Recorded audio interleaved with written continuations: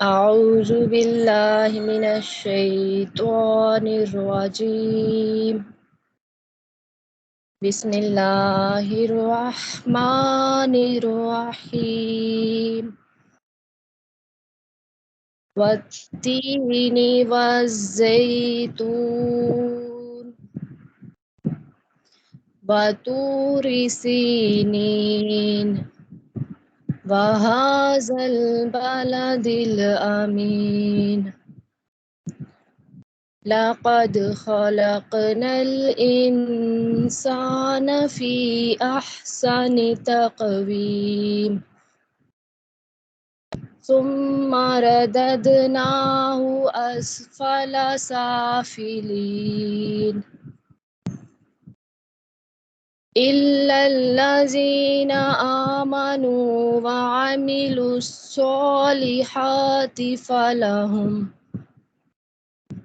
فلهم أجر غير ممنون فما يكذبك بعد بالدين أليس جی الله جزاک يحكم الحاكمين آمنت بالله صدق الله العظيم. جی جزاک اللہ. نعت جنہوں نے کہا تھا وہ نعت شروع کر سکتی ہیں.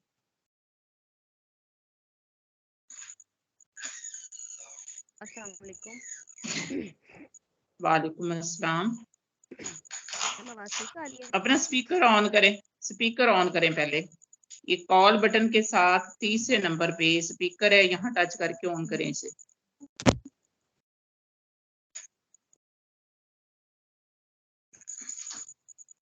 جی آپ بولیں.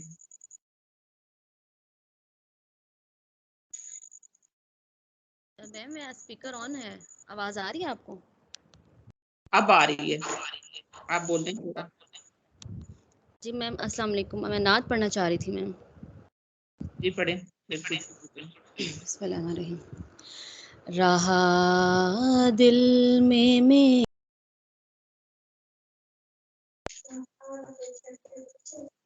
وہاں آپ اپنا مائک آن کیجیے گا, کہیں سے آواز آ رہی تھی تو میں نے غلطی سے آپ کا آف کیا. رہا دل میں میرے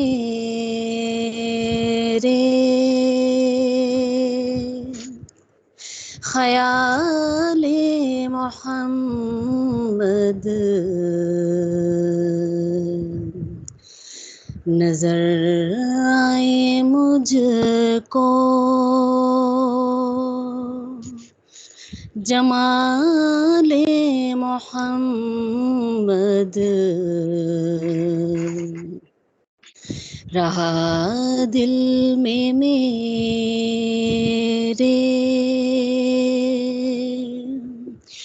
خیال محمد,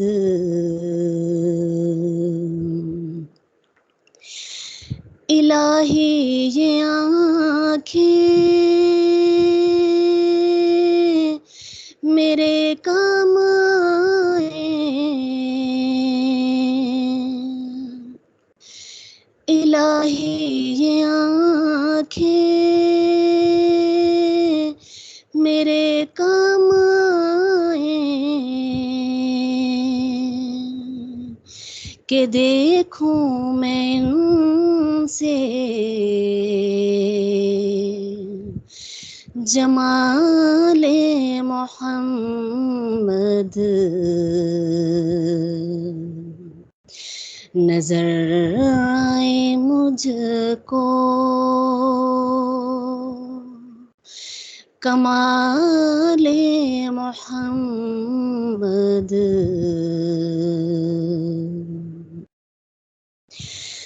جہاں میں نہ ایسا ہوا ہے نہ ہوگا,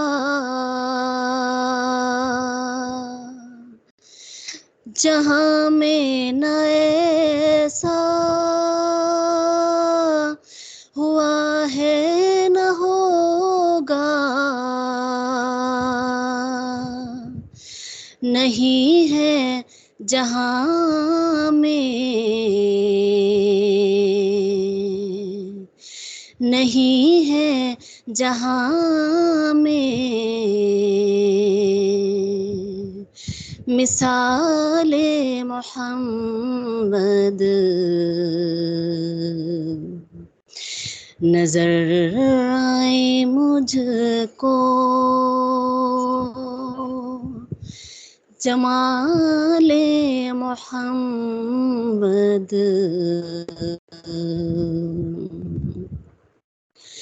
رسولوں کا سردار حق نے بنایا، رسولوں کا سردار حق نے بنایا، نہ پایا کسی نے مقام محمد، رہا دل میں میرے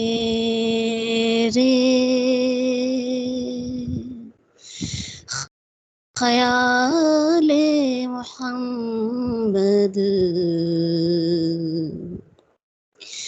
نظر آئے مجھ کو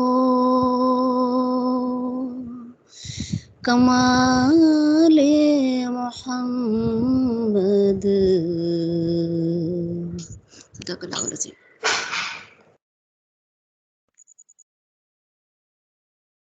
جی جزاک اللہ، ماشاء اللہ۔ سر آپ آ چکے ہیں؟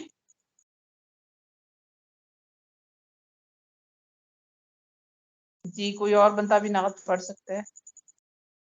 سر ابھی تک شاید نہیں ہے۔ السلام علیکم۔ وعلیکم السلام۔ جی سر کیسے ہیں؟ جی الحمدللہ میں خیریت سے ہوں۔ تو آج ہم لیکچر نمبر 14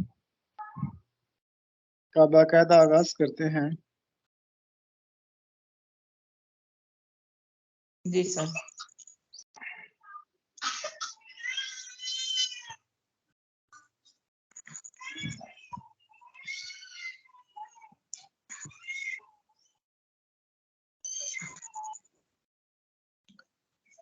بسم اللہ الرحمن الرحیم۔ اپنے لیکچر کا آغاز ہم ڈاکٹر سلیم اختر صاحب کی مختصر ترین تاریخ سے کرتے ہیں۔ تو پہلی معروضی ہے کہ خواجہ میر درد کا سلسلہ نسب کن سے ملتا ہے؟ تو خواجہ میر درد جن کے بارے میں ہم پڑھ چکے ہیں کہ 1720 کو دلی میں پیدا ہوئے تھے، خواجہ ناصر اندلیب کے صاحبزادے تھے، اور کہا جاتا ہے کہ یہ اردو کے پہلے صوفی شاعر بھی ہیں اور عملی صوفی بھی تھے، اور انہوں نے ان کو نجیب الطرفین بھی کہا جاتا ہے۔ نجیب الطرفین یعنی کہ ایسا شخص جو ماں اور باپ دونوں طرف سے اعلیٰ حسب و نسب کا حامل ہو، اس کو نجیب الطرفین کہتے ہیں۔ تو خواجہ میر درد کا سلسلہ نسب باپ کی طرف سے حضرت بہاؤالدین نقشبندی سے جا ملتا ہے، اور والدہ کی طرف سے ان کا جو نسب ہے وہ سید عبدالقادر جیلانی سے جا ملتا ہے۔ تو یہ حسینی سید تھے۔ تو خواجہ میر درد کا سلسلہ نسب، اکثر لوگ اس کو سلسلہ نسب بولتے ہیں۔ نسب کرنا تو گاڑنا اور چیز ہوتا ہے، یہ درست لفظ کا ہے سلسلہ نسب۔ تو ان کا سلسلہ نسب حضرت باپ کی طرف سے حضرت خواجہ بہاؤالدین نقشبندی اور والدہ کی طرف سے حضرت عبدالقادر جیلانی سے جا ملتا ہے۔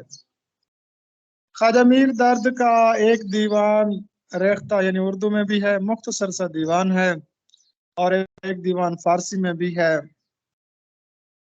تو ان کا ایک شعر ہے کہ جس میں باغ سے مراد ہے چمن یا دنیا، شاجر سے مراد ہے درخت یا ہر انسان، نخل ماتم یعنی ماتم کا درخت مراد ہے تابوت، क्योंकि ताबूत में मैयत रखी जाती है और वो लकड़ी से बना होता है, और लकड़ी जो है वो नखल या दरख्त से हासिल होती है, तो नखल मातम ताबूत को कहते हैं।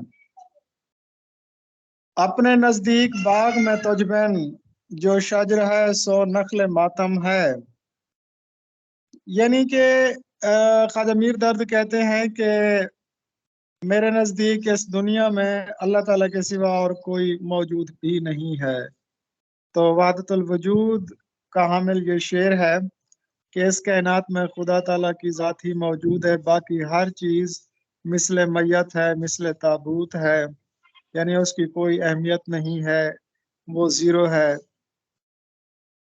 हर चंद के मानी है बावजूद ये कि अगरचे या गो के, ये दुरुस्त लफ्ज़ है बावजूद ये के है, बावजूद यक्का नहीं पढ़ना बल्कि बावजूद ये के। अच्छा, दुरुस्त लफ्ज़ होता है मुशाहदा, मुशारा, मुशाहदा। बादा और सागर शराब और प्याले को कहा जाता है, ये दुरुस्त लफ्ज़ होता है सागर, सागर नहीं होता बल्कि सागर होता है। गालिब ने कहा था हर चंद हो मुशाहिदाए हक की गुफ्तगू, बनती नहीं है बादा और सागर कहे बगैर। ये वो मशहूर गजल का शेर है ना, घर जब बना लिया तेरे दर पर कहे बगैर, जानेगा अब भी तू ना मेरा घर कहे बगैर। तो ये उसी गजल का एक शेर है, हर चंद हो मुशाहिदा हक की गुफ्तगू, बनती नहीं है बादा और सागर कहे बगैर। तो मुशाहिदा हक की गुफ्तगू हो, यानी जब भी मार्फत इलाही की बात हो तो मार्फत इलाही की बात बगैर अनवार मार्फत के आप बयान नहीं कर सकते। नेक्स्ट जी।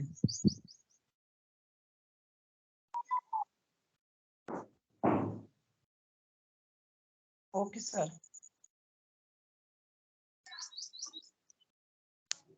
जी सर। जी, उर्दू का ताल्लुक किस खानदान से है? उर्दू का ताल्लुक आर्याई खानदान से है।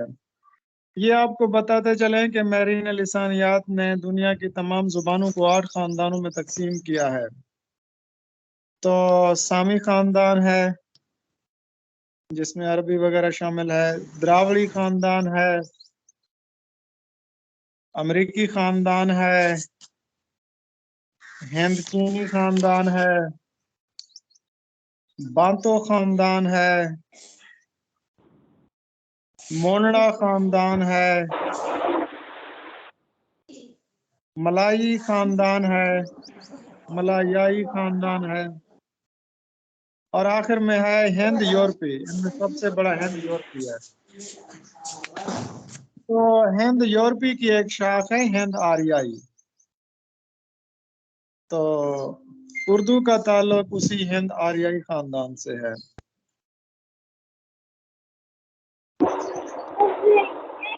नेक्स्ट मरूजी है कि उर्दू अपनी सर्फ नाब में पंजाबी और मुल्तानी ज़बान के ज़्यादातर करीब है। ये किसका कहना है? हाफिज महमूद शिरानी। अब सबके इल्म है कि हाफिज महमूद शिरानी ने अपना एक लिसानी नजरिया पेश किया था पंजाब में उर्दू के नाम से 1928 में। तो उन्होंने सर्फ नाहव की बुनियाद पर यह साबित करने की कोशिश की है कि उर्दू दरअसल पंजाबी से ही मुश्तक है। और सर्फ कहते हैं ये एक इल्म है, इल्म सर्फ और नहव। इल्म सर्फ, लफ्जों के इल्म को इल्म सर्फ कहा जाता है। यानी ये लफ्ज वाहिद है, जमा है, मुज़क्कर है, मुन्नस है। तो लफ्जों के इल्म को इल्म सर्फ कहा जाता है। उसके बाद है इल्म नहव। इल्म नहव जुमलों से बहस करता है।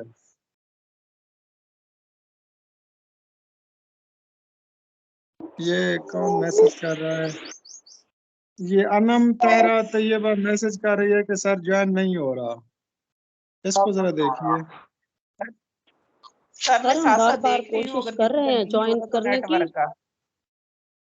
हाँ जी, अनम वो बार तहरा बार उनको तैयबा। एडमिट करते हैं। सर उनकी तरफ सर इधर नेटवर्क का लॉबी में इशू नहीं है। हो गई है अच्छा, एडमिट, अब फिर नेट कर देती हैं। नेटवर्क इशू है सर। جی جی بالکل. اچھا اس کے بعد نیکسٹ مروزیہ ہندوستانی لسانیات. یہ محی الدین قادری زور نے کتاب لکھی ہے, بہت ہی بہترین کتاب ہے. یہ فرانس سے لنگوسٹکس میں ڈاکٹریٹ کر کے آئے تھے محی الدین قادری زور, اور پھر غالباً جامعہ عثمانیہ میں بھی یہ رہے تھے, اور سری نگر یونیورسٹی میں تو یہ HOD تھے, یہ تو کنفرم ہے. اچھا تو ان کی جو کتاب ہے ہندوستانی لسانیات, یہ انہوں نے اردو میں بھی لکھی ہے اور انگریزی میں بھی لکھی ہے. یہ محی الدین قادری زور کا جو نظریہ ہے نا, وہ حافظ محمود شیرانی سے ملتا جلتا نظریہ ہے, اور موہن سنگھ دیوانہ یا سنیتی کمار چٹرجی نے, انہوں نے بھی ان کے نظریے کی حمایت کی ہے. اس کے بعد نیکسٹ مروزی ہے دریائے لطافت. آپ کو پتہ ہے کہ یہ 1808 میں فارسی میں لکھی گئی اردو گرامر کی پہلی کتاب ہے. یہ 2 حصوں پر مشتمل تھی. اس کے پہلے حصے میں قواعد کے متعلق بات کی گئی ہے, اور دوسرے حصے میں عروض قافیہ کے متعلق بات کی گئی ہے. تو جیسا کہ آپ کے علم میں ہے کہ انشاءاللہ خان شاہ نے وہ ریختی بھی لکھی تھی, اور پھر لکھنؤ کی روایت کے مطابق جو بحریں تھیں نا, وہ بھی زنانہ ناموں پہ رکھی. میں صبح پڑھ رہا تھا کہ مفاعیل کی جگہ انہوں نے لکھا, انہوں نے بحریں بنائی ہوئی تھیں, پری خانم پری زاد, اس طرح کی بحریں بنائی ہوئی تھی. خیر دریائے لطافت اپنے دور کی ایک بہترین کتاب ہے, آج بھی اس کی اہمیت ہے. اس کو سب سے پہلے مرتب کیا تھا ڈاکٹر مولوی عبدالحق نے مرتب کیا تھا اس کو, اور پھر برج موہن دیتریا کیفی نے 1935 میں غالباً اس کو اردو میں ٹرانسلیٹ کیا تھا, فارسی سے اردو میں, اور یہ انجمن ترقی اردو انڈیا سے شائع ہوئی تھی. اس کے بعد ہے ہشت بہشت. ہشت بہشت یعنی کہ ہشت کا مطلب ہوتا ہے 8 اور بہشت کا مطلب ہوتا ہے جنت. ہشت بہشت کا مطلب ہو جائے گا 8 جنت. تو اس مثنوی کو امیر خسرو کے خماسی میں شمار کیا جاتا ہے, خمسے میں. اس مثنوی میں 8 جنتوں کا ذکر کیا گیا ہے, 8 جنتوں کا ذکر کیا گیا ہے, کیونکہ یہ کہا جاتا ہے نا کہ جنت کے 8 دروازے ہوں گے, 8 درجے ہوں گے نا. تو یہ بھی کہا جاتا ہے کہ ان میں سے جو 7 جنتیں ہیں وہ صرف تفریح کے لیے ہوں گی. تو یہ جو مثنوی ہے, یہ دراصل انہوں نے بہرام گور ایک بادشاہ تھا جس نے 7 گنبد بنوائے تھے, اور ہر گنبد میں ایک شہزادی رہتی تھی. وہ ہر شہزادی کے پاس ہر ہفتے میں ایک دن جاتا اور اس سے کہانیاں سنتا تھا. تو ہفتے کے روز وہ سیاہ گنبد میں جاتا اور وہاں سراندیپ کی شہزادی سے کہانیاں سنتا. پھر اتوار کے دن پیلے گنبد میں جاتا اور شہزادی نیمروز کی کہانی سنتا. پھر پیر کے دن سبز گنبد میں جاتا اور صلاح شہزادی کی کہانی سنتا. منگل کے دن پھر لال گنبد میں جاتا اور تاتاری شہزادی کی کہانی سنتا. بدھ کے دن بنفشی گنبد میں جاتا اور روم کی شہزادی کی کہانی سنتا. جمعرات کے دن بھورے گنبد میں جاتا اور عرب کی شہزادی کی کہانی سنتا.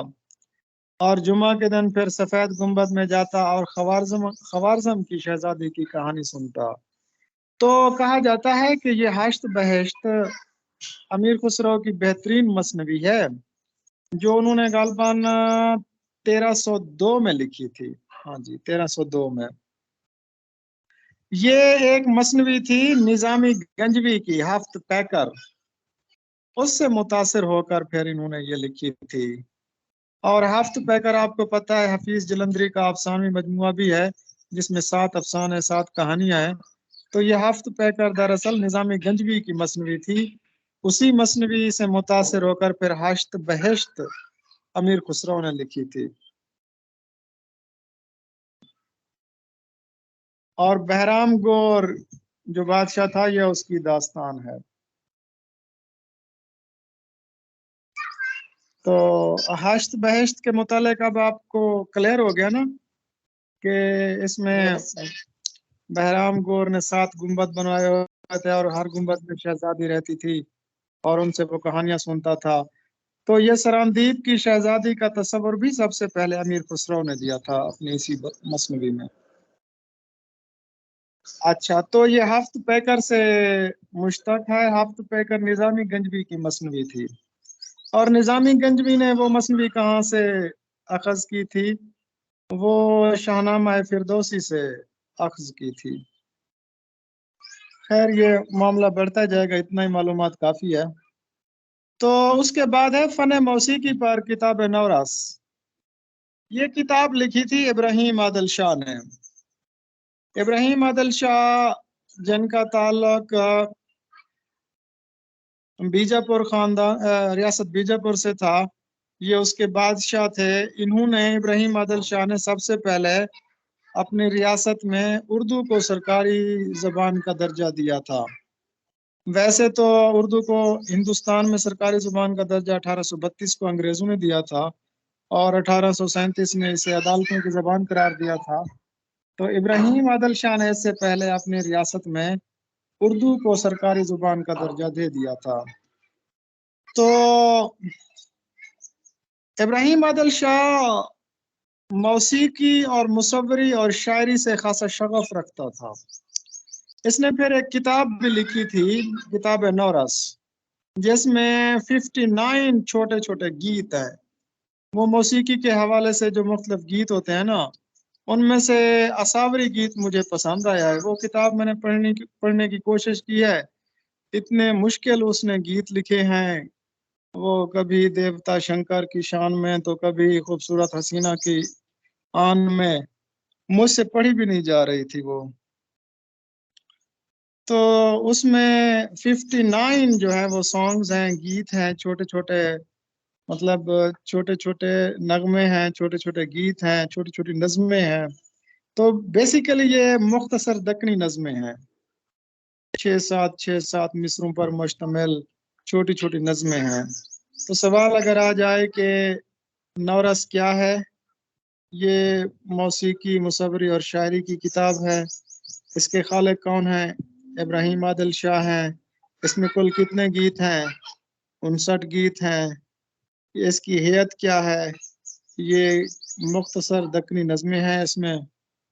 اور وہ جو موسیقی میں مختلف راگ استعمال ہوتے ہیں، وہ راگ بھوپالی، راگ اساوری، بھیرو راگ، پتہ نہیں کون کون سے تھے اس میں. اچھا، یہ علی عادل شاہ اپنا تخلص شاہی استعمال کرتے تھے. اس کے بعد ہے معراج نامہ مصنوی. یہ ہاشمی بیجاپوری کی ہے. یہ جو ہاشمی تھے نا، یہ اردو کے نابینا شاعر تھے. ایک تو جرت بھی ہے نا، لیکن جرت کے بارے میں کہا جاتا ہے کہ انہوں نے زنان خانے میں جانے کے لیے خود کو اندھا مشہور کر دیا تھا. لیکن یہ جو ہاشمی تھے نا، یہ مادرزاد اندھے تھے، یعنی پیدائشی اندھے تھے. ان کا اصل نام تھا سید میاں خان ہاشمی. سید میرا ہاشمی بیجاپور کے رہنے والے تھے. اور انہوں نے ایک دیوان، ریختی کا دیوان سب سے پہلے انہوں نے ہی مرتب کیا تھا. تو دیوان ریختی کے پہلے بانی جو ہے وہ سید میرا ہاشمی ہے. اور اس کے علاوہ انہوں نے کون سی مصنوی لکھی تھی؟ یوسف زلیخا. ہاں، مصنوی یوسف و زلیخا لکھی تھی، جو 5100 اشعار پر مشتمل ہے. یہ قادر الکلام اور پرگو شاعر تھے. جی نیکسٹ پڑھیں جی. مولانا شبلی نعمانی، مولوی ذکاء اللہ، مولوی چراغ علی، مولانا حالی، محسن الملک، مولوی سمیع اللہ، وغیرہ سرسید سے کس بارے میں سریان اختلاف رکھتے تھے؟ معاشرت، مذہب، سیاست۔ سر سید کے مخالفین زیادہ تھے. سر سید سے اختلاف رکھنے والے لوگ زیادہ تھے. کچھ لوگوں کا سیاسی اختلاف تھا، کچھ لوگوں کا نظریاتی اختلاف تھا، اور کچھ لوگوں کا مذہبی اختلاف تھا. تو جیسے اخبار الہ آبادی وغیرہ یہ جو کمپنی تھی نا، یہ ان سے نظریاتی اختلاف رکھتے تھے. اور حالانکہ دیکھیں مولانا شبلی نعمانی اور محسن الملک اور یہ سارے لوگ سر سید کے رفقا میں شامل ہیں، سر سید کے مشن کو آگے بڑھایا تھا. اسی محسن الملک نے تو علی گڑھ یونیورسٹی کے لیے اپنی سرکاری جاب بھی چھوڑ دی تھی، اور پھر اس کو 1920 میں اس کو علی گڑھ یونیورسٹی کے درجے تک پہنچایا تھا. شبلی نعمانی تو 6-7 سال تک علی گڑھ کالج میں جو ہے نا وہ فارسی پڑھاتے رہے تھے، اور سر سید کے اچھے دوست تھے، اور مولوی ذکاء اللہ بھی. تو ان کا اختلاف کیا تھا؟ ان کا اختلاف مذہبی تھا. اس کی ایک وجہ یہ ہے کہ سر سید احمد خان کو نیچری کہا جاتا تھا. نیچرلی یعنی کہ نیچرلسٹ، وہ جو جان جیکس روسو نے ایک نظریہ پیش کیا تھا نا نیچرلزم کا. تو یہ وہی عقلیت پسندی، عقل پسندی یا علم الکلام کی طرف آ گئے تھے. یعنی یہ چاہتے تھے کہ خواہ عام زندگی ہو یا خواہ مذہب ہو، جو بات عقل اور حواس خمسہ سے بالا تر ہے اس کو تسلیم نہ کیا جائے.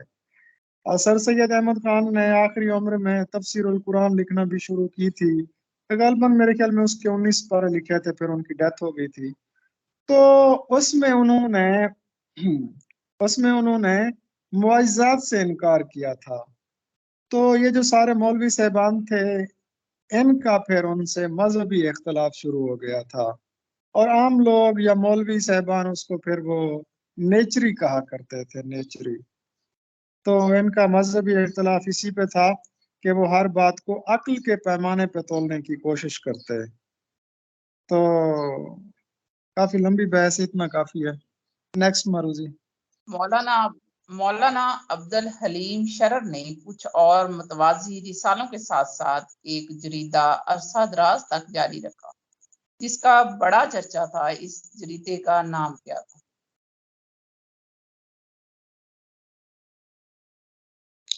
جی بالکل، ان کا جو مشہور زمانہ رسالہ ہے دل گداز انہوں نے شروع کیا تھا. تقریباً یہ کوئی 10-12 ادبی رسائل اور جرائد اور اخبارات کے ساتھ وابستہ رہے تھے. آواز اخبار کے نمائندہ کے طور پر بھی رہے تھے.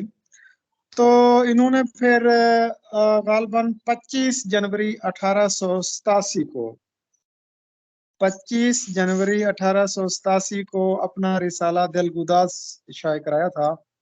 تو اس میں زیادہ تر وہ اپنے ناول لکھتے، مضامین لکھتے اور اپنی شاعری لکھتے تھے، اور مغربی ادب کے منظوم تراجم بھی اس میں لکھے جاتے تھے. ویسے عبد الحلیم شرر نے تو کم از کم میرے خیال میں 102 ان کی کل تصانیف ہیں، جن میں سے 21 سوانح عمریہ انہوں نے لکھی ہیں، 28 ناول لکھے ہیں، اور وہ بھی تاریخی ناول تھے. 14 اور ناول تھے. تو ان کے جو جتنے بھی مضامین تھے بعد میں مضامین شرر کے نام سے بھی شائع ہوئے تھے. تو ان کا جو رسالہ دل گداز تھا یہ تقریباً 39 ایئرز تک چلتا رہا. 39 سال تک یہ رسالہ چلتا رہا تھا، اور یہ میرے خیال میں 25 جنوری 1887 کو اس کا اجرا ہوا تھا، اور پھر 1926 تک شاید یہ چھپتا رہا تھا، 1926 تک. تو 1887 سے 1926 تک انہوں نے اپنی جو پہلی وہ نظم تھی سمندر، نظم مورا سمندر، وہ بھی اسی رسالے میں شائع کی تھی. غالباً 1902 یا 3 کی بات ہے. جی نیکسٹ بتائیں. علامہ اقبال نے پرندوں میں شاہین کو جن صفات کی بنا پر پسند کیا ہے ان میں سے ایک اہم صفت یہ ہے، شاہین صفت۔ اچھا بلند دیکھیں، پرواز شاہین جو ہے نا، شاہین اقبال کی شاعری میں، شاہین اقبال کی شاعری میں ایک علامت کے طور پر استعمال کیا گیا ہے، اور مرد مومن کو شاہین سے تشبیہ دی گئی ہے، یعنی شاہین کہا گیا ہے۔ ویسے تو شاہین کی بہت سی خوبیاں ہیں، یہ بلند پرواز ہے، یہ خلوت نشین ہے، یہ پرندوں کی دنیا کا درویش ہے، کسی کا مارا ہوا شکار نہیں کھاتا، اور اپنا نشیمن مطلب کوئی گھونسلہ وغیرہ بھی نہیں بناتا۔ تو اقبال واحد شاعر ہیں کہ جنہوں نے وہ جو روایتی پرندے تھے طاؤس اور بلبل، ان سے توبہ کی تھی۔ اقبال کہتے ہیں طاؤس سے توبہ کر، بلبل و طاؤس کی تکلیف سے توبہ، بلبل فقط آواز ہے، طاؤس فقط رنگ۔ ہر وہ چیز جو انسان کو بے عملی کی طرف لے جاتی ہے، خواہ وہ بلبل ہو خواہ وہ طاؤس ہو، وہ اقبال اس کو پسند نہیں کرتے تھے۔ تو اثار السندید اقبال نے شاہین کو پسند کیا۔ قناعت نہ کر عالم رنگوں کے اوپر۔ اچھا جی پڑھیں چلیں پڑھیں۔ اثار السندید نیکسٹ سر معروضی سید پڑھیں۔ کی معروف تصنیف ہے، اس کا موضوع کیا ہے؟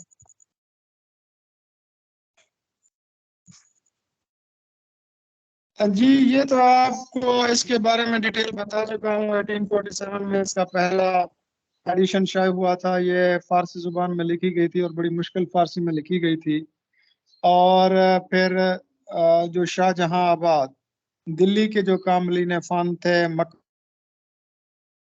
مزارات تھے، اس کے بعد پرانے آثار تھے، قطب مینار ہو گیا، وہ سارے ان کی ساری ڈیٹیل انہوں نے اکٹھی کی تھی۔ اور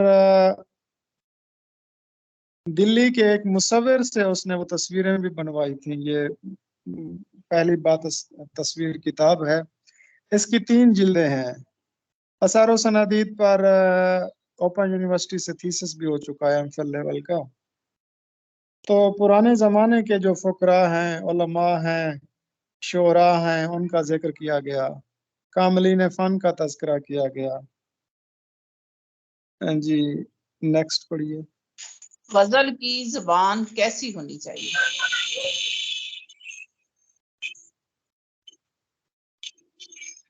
غزل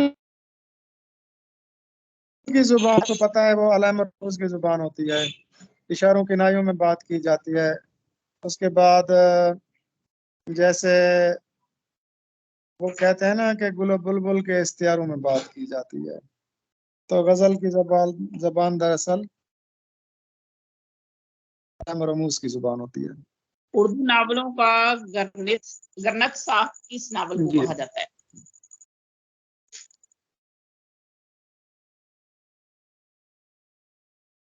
جی علی پور ایلی، علی پور کا ایلی، یہ ممتاز مفتی کا مشہور ناول ہے جو کہ ان کی خود نوشت ہے۔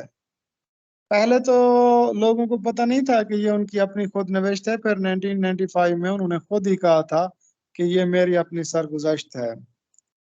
تو یہ 1961 میں غالباً شائع ہوا تھا، اور پھر اس کو آدم جی ادبی ایوارڈ بھی دیا گیا تھا۔ اس کا دوسرا حصہ الکھ نگری کے عنوان سے لکھا گیا تھا۔ تو بنیادی طور پر یہ الیاس اور ایلی کی داستان حیات ہے۔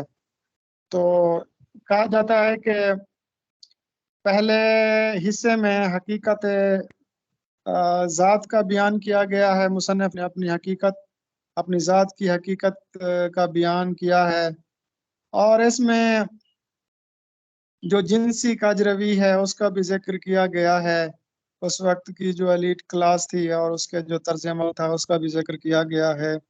اور پھر جو الکھ نگری ہے، اس کا جو دوسرا حصہ ہے، کہا جاتا ہے اس میں حقیقت خدا کے متعلق بات کی گئی ہے، معرفت کی بات کی گئی ہے۔ اچھا، تو پھر ابن انشا نے اسے اردو ناولوں کا گرو گرنتھ کہا تھا۔ جو ہے یہ سکھوں کی مذہبی کتاب ہے.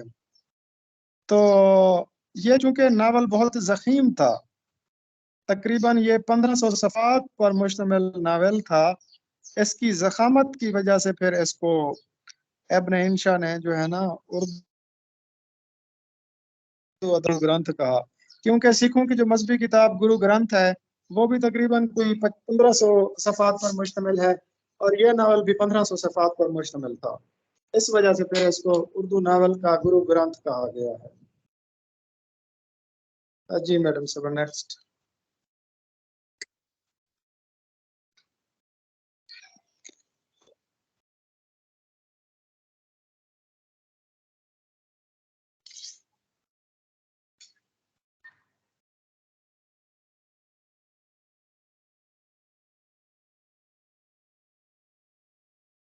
جی دلی کا ایک یادگار مشاعرہ یا دلی کی آخری شمع، یہ بھی ہمارا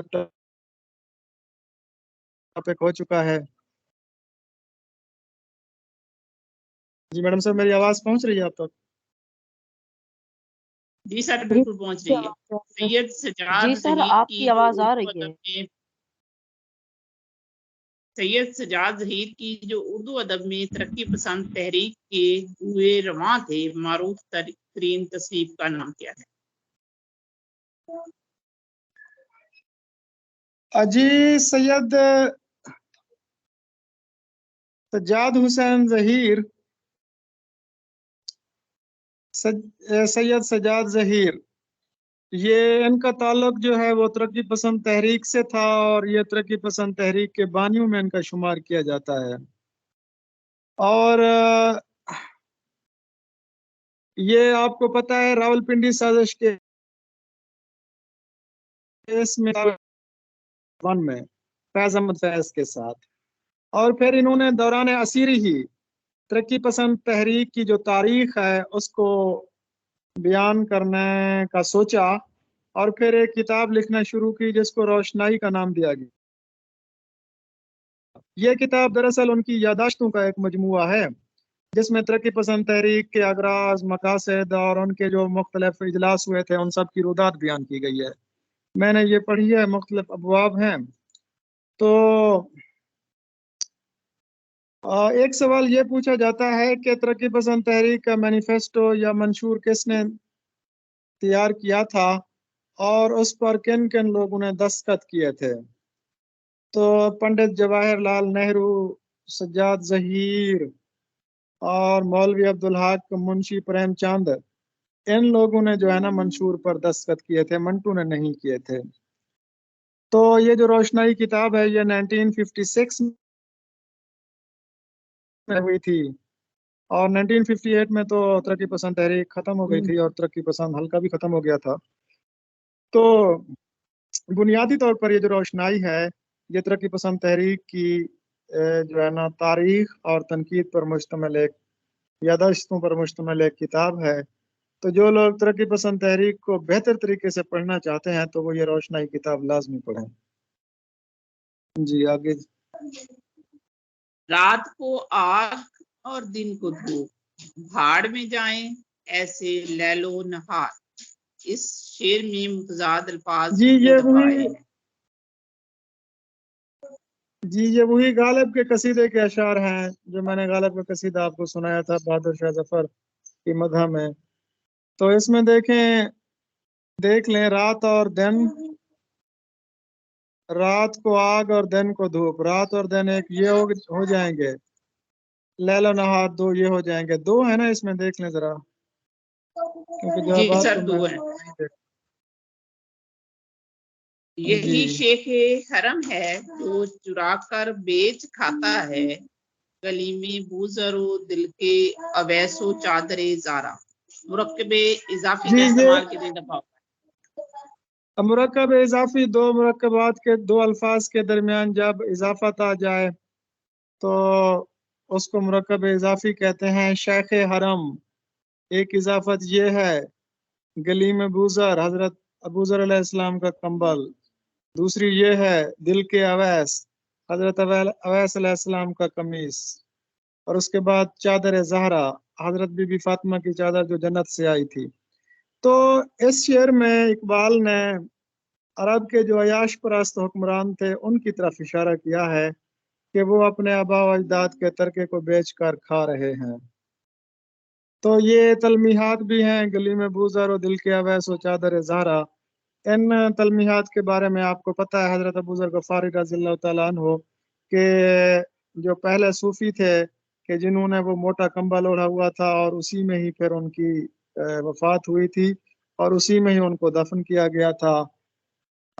اس کے بعد کیا ویس یعنی حضرت نبی صلی اللہ علیہ وسلم نے وہ جو ایک لباس دیا تھا حضرت اویس کرنی رضی اللہ تعالیٰ عنہ کہ جنہوں نے نبی صلی اللہ علیہ وسلم کو نہیں دیکھا تھا ماں کی خدمت کی وجہ سے، لیکن وہ ان کو بھی صحابی کہا جاتا ہے، تو وہ نبی صلی اللہ علیہ وسلم نے اپنا کرتا مبارک ان تک پہنچایا تھا۔ اور چادر زہرا یہ بھی تلمیح ہے، حضرت بی بی فاطمہ کو جنت سے حضرت جبرائیل علیہ السلام نے چادر لا کر دی تھی۔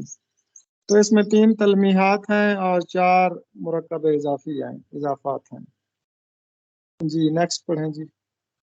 بعض دعویٰ عام قانونی اصطلاح ہے، اس سے کیا مراد ہے؟ ہاں جی، بعض دعویٰ یعنی دعوے سے دستبردار ہو جانا، غالباً ہٹ جانا۔ قبائلہ لکھوانا کے کیا معنی ہے؟ یا سر یہ لفظ قبائلہ ہوگا؟ کبالہ کاف پہ زبر ہے، کبالہ لکھوانا، کوئی مکان جاگیر یا کوئی چیز اپنے نام کروانا، اس کو کبالہ لکھوانا کہتے ہیں۔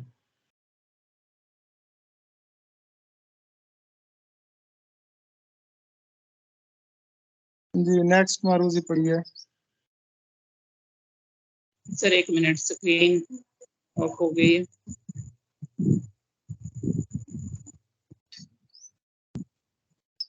جی نیکسٹ معروضی ہے جون پور کا قاضی۔ جون پور کا قاضی کہتے ہیں بے وقوف یا احمق شخص کو۔ یہ ایک کہاوت ہے، اس کے پیچھے ایک تلمیح ہے۔ یہ عام طور پر کسی کم عقل شخص کے لیے یہ لفظ استعمال کیا جاتا ہے کہ جون پور کا قاضی ہے۔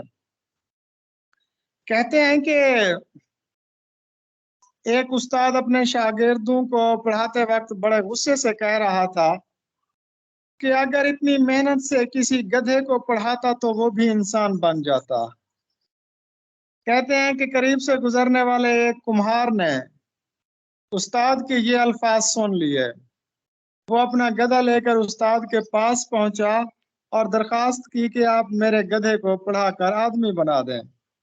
استاد نے اسے بہت سمجھایا مگر کمہار نہ مانا اور گدھے کو مدرسے چھوڑ کر چلا گیا۔ کچھ دنوں بعد کمہار کو خیال آیا کہ اپنے گدھے کو جو اب آدمی بن چکا ہوگا واپس لے آئے۔ وہ دوبارہ استاد کے پاس پہنچا اور اپنی امانت کی واپسی کا مطالبہ کیا۔ استاد نے پیچھا چھڑانے کے لیے کہا کہ تمہارا گدھا پڑھ لکھ کر آدمی بننے کے بعد جون پور چلا گیا ہے اور آج کل وہ وہاں قاضی بنا ہوا ہے۔ کمار خوشی خوشی جون پور پہنچا اور وہاں پر قاضی جو ہے وہ چوک میں بیٹھا فیصلے کر رہا تھا۔ تو وہ جس طرح ایک مالک گدھے کو پچکارتا ہے نا، وہ سارے اسی طرح ڈرامے کرنے لگا۔ تو پہلے تو قاضی صاحب بڑے حیران ہوئے اور پھر جب مطلب فیصلوں وغیرہ سے وہ فارغ ہوئے تو اس نے اس آدمی کو بلا بھیجا۔ وہ کمہار اس کے پاس آیا اور زور زور سے مطالبہ کرنے لگا کہ تم چلو میرے پاس، تم وہی گدھے ہو۔ تو یہ سن کر قاضی صاحب جو ہے وہ پھر ہنسنے لگے اور بڑی مشکل سے کمہار سے کچھ دے دلا کر پیچھا چھڑایا اس سے۔ تو بے وقوف شخص کے لیے جو ہے نا یہ لفظ جون پور کا قاضی استعمال کیا جاتا ہے۔ نیکسٹ معروضی۔ بسا اوقات کی ترکیب اردو میں روزمرہ بول چال کا حصہ ہے، اس کے معنی کیا ہے؟ بسا اوقات جی بسا اوقات، اکثر اوقات۔ نالش کرنا محاورہ ہے، اس کے معنی کیا ہے؟ اور نالش کرنا عام طور پر فریاد کرنا کے معنی بھی ہوتے ہیں، لیکن یہ قانونی اصطلاح بھی ہے۔ جب آپ کسی چیز پر دعویٰ دائر کرتے ہیں تو اس کو کہتے ہیں نالش کرنا۔ اگر اصطلاح کے طور پر دیکھا جائے تو اس کا مطلب ہوگا دعویٰ دائر کرنا، اگر معنی کے لحاظ سے دیکھا جائے تو اس کا مطلب ہوگا آہ و فریاد کرنا۔ وز اکفش کی ترکیب اردو میں کن معنوں میں مشتمل ہے؟ جی یہ ہے بوز اکفش۔ بوز کہتے ہیں فارسی میں بکری کو، اکفش، اکفش نامی ایک شخص تھا، تو اس نے کہتے ہیں کہ اس نے ایک بکری پال رکھی تھی اور وہ بلند آواز سے اس بکری کے سامنے پڑھتا رہتا تھا، اور جب بکری اپنا سر ہلا دیتی تھی تو وہ سمجھتا تھا کہ اسے سوال اب یاد ہو گیا ہے، اور جب اس بکری کو ذبح کیا گیا تو اس بکری کا بھیجا ہی نہیں تھا، تو بے سوچے سمجھے ہاں میں ہاں ملانے والے شخص کو بوز اکفش کہتے ہیں۔ جی نیکسٹ پڑھیے۔ بھانمتی کا کنبہ، اس کے بھی ضرب و مثل کا مفہوم۔ ہاں جی، بھانمتی نے کنبا جوڑا، کہیں کی اینٹ کہیں کا روڑا۔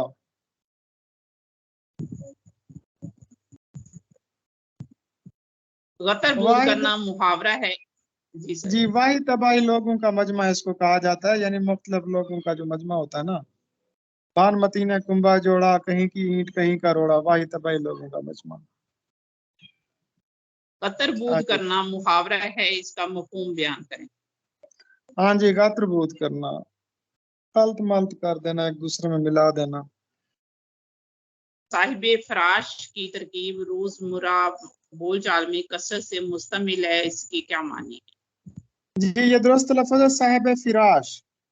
صاحب فراش یہ ترکیب جو ہے نا غالب کے خطوط میں استعمال ہوئی ہے کہ ایسا مریض جو بستر سے نہ اٹھ سکے، تو فے پر زبر نہیں ہے، صاحب فراش کہتے ہیں جھاڑو دینے والے کو، اور صاحب فراش کہتے ہیں کہ ایسا مریض جو بستر سے نہ اٹھ سکے۔ دامی تصویر کی ترکیب کے معنی۔ ہاں جی، تصویر تو کہتے ہیں مکر و فریب کو، مکر و فریب کا جال ہوگا اس کے معنی پھر۔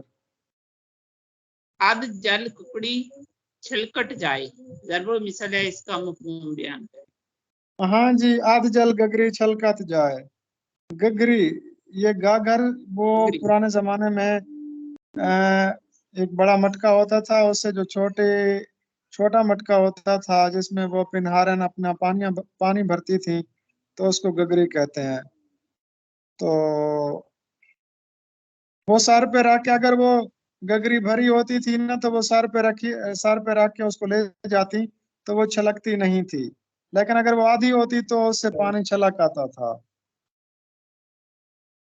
تو اس کا مطلب یہ ہوگا کہ جو کم ظرف آدمی ہے، کمینہ آدمی ہے، اس کو ذرا سا بھی اختیار ملے تو وہ اترانے لگتا ہے۔ جی نیکسٹ۔ گونگے کا خواب محاورہ ہے، اس کا مفہوم کیا ہے؟ گونگے کا خواب، اب گونگا کوئی خواب دیکھے گا تو وہ بتا تو نہیں سکتا نا پھر،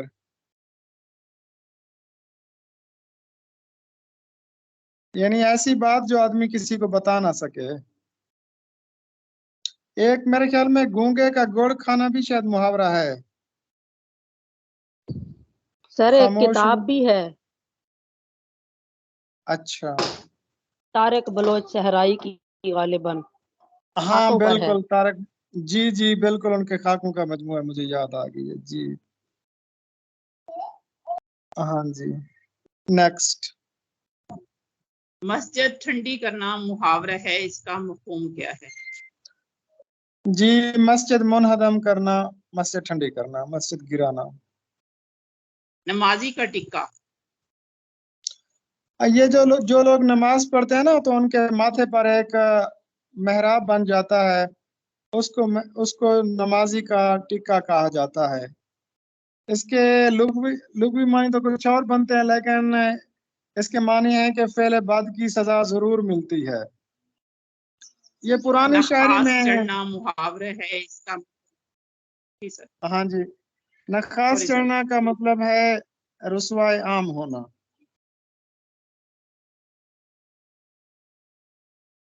جی جز رسی کرنا محاورہ ہے، اس کا مفہوم بتائیں۔ یہ دو لفظ استعمال ہوتے ہیں، ان کے معنی کو ذرا تھوڑا سا توجہ سے دیکھ لیجئے. ایک ہے جوز رسی کرنا اور دوسرا ہے داد رسی کرنا. جوز رسی کرنا کا مطلب یہ ہے کہ کفایت شیاری سے کام لینا، کام خرچ کرنا، اور داد رسی کا مطلب ہوتا ہے انصاف فراہم کرنا. تو جوز کا مطلب ہوتا ہے کفایت اور داد رسی کا مطلب ہوتا ہے انصاف. دید و دید ترکیب ہے، اس کا مفہوم. ہاں جی، دید و دید یہ خواجہ میر درد کے کلام میں ترکیب آئی ہے. تو اس کا مطلب ہوتا ہے ایک دوسرے کی ملاقات کو جانا. وہ شعر کس طرح ہے؟ دید و دید جو ملاقات ہو جائے تو غنیمت سمجھو، جوں شرر ورنہ ہم اے اہل نظر جاتے ہیں. تو یہ دراصل ٹائیں ٹائیں ایک دوسرے کی ملاقات کو اس لیے ہے نا. آپ یہ دیکھیں کہ یہ جو صوفیات ہے ان کو اسلام کی تبلیغ کے لیے اپنا گھر بار چھوڑنا پڑتا تھا. تو خواجہ میر درد کہتے ہیں کہ یہ نہ ہو کہ آپ کو گھر چھوڑنا پڑے، اس سے پہلے ہی ایک دوسرے کی ملاقات کو غنیمت سمجھ لو. یعنی کہ بچھڑنے سے پہلے جو آپ کو خوشی کے پل میسر ہیں تو اس سے فائدہ اٹھا لو، ایک دوسرے کی ملاقات کو جاؤ، دید و دید ملاقات کر لو. جی ٹائیں ٹائیں فش. ہاں، زبانی جمع خرچ جب ہونا تو پھر کہتے ہیں ٹائم ٹائم فش. جھلے پاؤں کی بلی. ہاں، وہ عورت جسے ایک جگہ ٹھہرنا نصیب نہ ہو.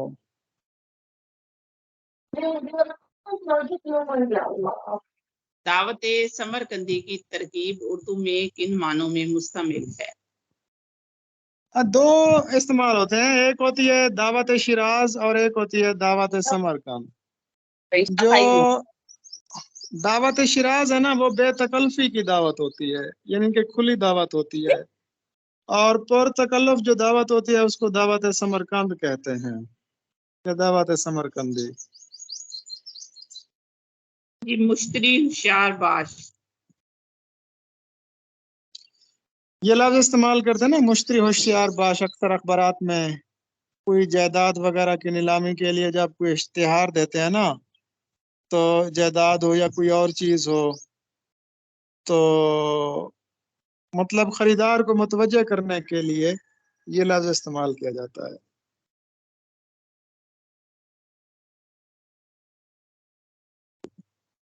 جیسے پرانے زمانے میں جب بادشاہوں کی سواری نکلتی تھی نا، تو ایک نقیب ہوتا تھا جو ہٹو بچوں کی آواز لگاتا تھا. روزے رکھے غریبوں نے تو دن ڈیش ہو گئے. جی، دن بڑے ہو گئے ہوں گے شاید تقریباً. جی سر. چوہدری لفظ کا صحیح تلفظ ہے سر؟ جی، یہ تو سب کو پتا ہے، چودھری لفظ ہوتا ہے. قائد اعظم کا لفظ قواعد کی روح سے کیا ہے؟ جی، اور قائد پہناوا بھی ملت، سر. قائد اعظم، یہ جو ہے نا یہ القابات ہیں. قائد اعظم ایک لقب ہے جو کہ محمد علی جناح کو قوم نے دیا تھا. قائد اعظم بڑا رہ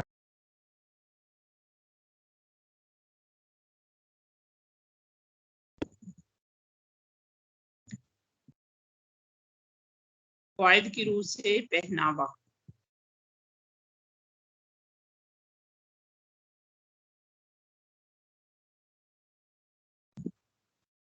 اسم حاصل مصدر ہے.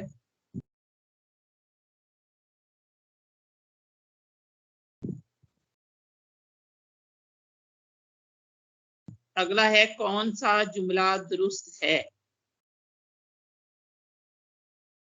میم اس کا پہناوا کا تو بتا دیں، اس میں مصدر ہے یا کیا ہے؟ یہ حاصل مصدر ہوگا کیونکہ کیفیت کو ظاہر کر رہا ہے، میں نے بتایا ہے. اچھا صحیح میم، وہ آواز نہیں آئی نا. اچھا، کون سا جملہ درست ہے؟ آپ کی ناراضگی کی وجہ کیا ہے؟ آپ کی ناراضی کا سبب کیا ہے؟ آپ کی ناراضگی یہ سبب والا ہی صحیح ہوگا کیونکہ ناراضی لفظ ہوتا ہے. آپ کی ناراضی کا سبب. میم یہ پہناوا کا اس میں مصدر انہوں نے لکھا ہوا ہے. پہناوا وہ آپشن ہی نہیں ہے, حاصل مصدر ہوگا میرے خیال میں سر ہیں. اسم حاصل جی مصدر میم یہ ہوگا. پہننا سے میں نے بتایا پہناوا حاصل جو کسی بھی چیز کی کیفیت یا حالت کو ظاہر کرے وہ حاصل مصدر ہوتا ہے. اور اس میں ناراضی والا جملہ صحیح ہے. کون سا جملہ درست ہے؟ اکبر دانستہ طور پر غیر حاضر ہے, اکبر دانستہ غیر حاضر ہے, اکبر نادانستہ طور پر غیر حاضر ہے, اکبر دانستہ طور پر. ایک منٹ جی میں یہ ایڈمٹ کر لوں.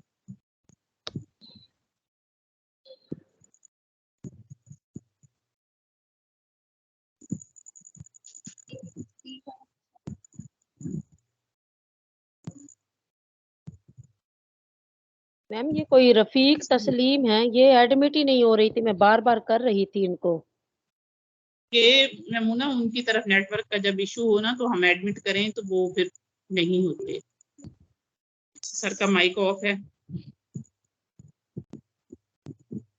سر آپ کا مائک آف ہے.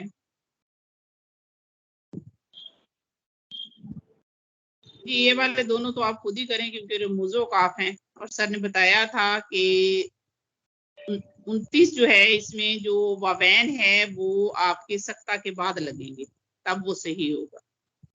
تو اس میں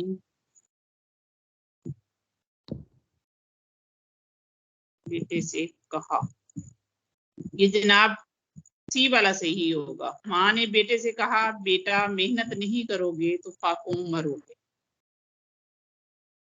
رموز اوقاف کے اعتبار سے کون سا جملہ درست ہے؟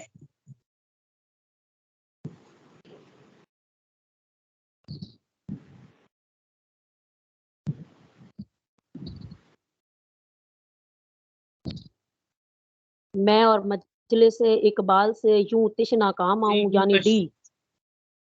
ڈی صحیح ہوگا. اے میں سوالیہ نشان ہے لیکن اس میں چونکہ وہ بات کر رہا ہے اس لیے یہ والا نشان آئے گا. اردو زبان میں مستعمل غیر منقوط حروف ابجد باشمول حمزہ کی تعداد کتنی ہے؟ یہ سر نے بتائے تھے 20.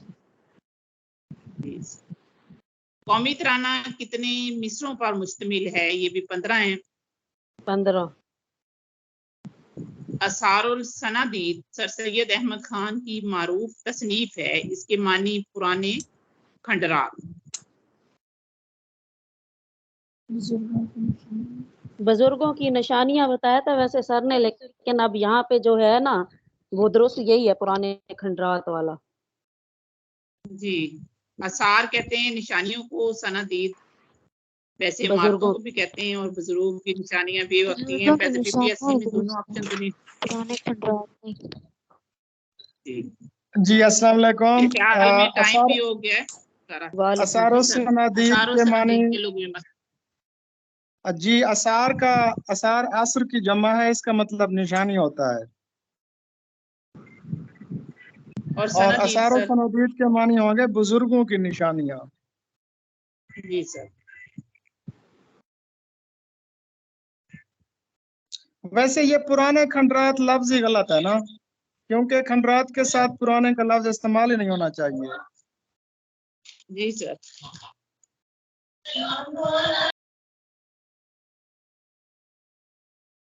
بس کرے میم, کتنی مروزیں پڑھ لی ہیں؟ سر ٹھیک ہے, اوکے. 100 مروزیں آپ نے پڑھوا لی ہیں مجھ سے. اوکے سر, اللہ حافظ. اوکے اللہ حافظ.